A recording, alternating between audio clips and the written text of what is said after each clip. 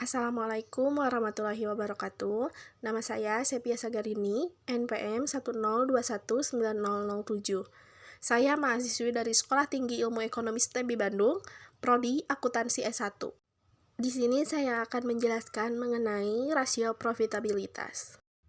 Pengertian rasio profitabilitas adalah rasio yang digunakan untuk menilai perusahaan dalam mencari keuntungan atas usahanya serta menjadi tolak ukur atas mampu tidaknya perusahaan untuk bertahan.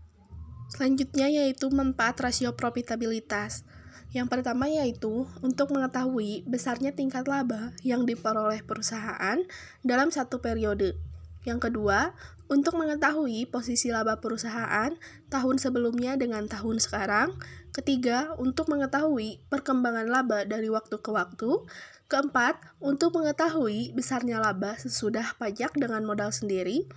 Yang terakhir, untuk mengetahui produktivitas dari seluruh dana perusahaan yang digunakan baik modal pinjaman maupun modal sendiri. Jenis-jenis rasio profitabilitas. Yang pertama yaitu net profit margin, yaitu rasio untuk menilai persentase laba bersih yang didapat setelah dikurangi pajak terhadap pendapatan yang diperoleh dari penjualan. Rumus untuk menentukan net profit margin yaitu penjualan dikurangi harga pokok penjualan dibagi penjualan. Yang kedua yaitu gross profit margin, yaitu rasio untuk menentukan kinerja penjualan suatu perusahaan berdasarkan efisiensi proses produksinya. Rumus untuk menentukan gross profit margin yaitu EAIT atau laba setelah bunga dan pajak dibagi penjualan.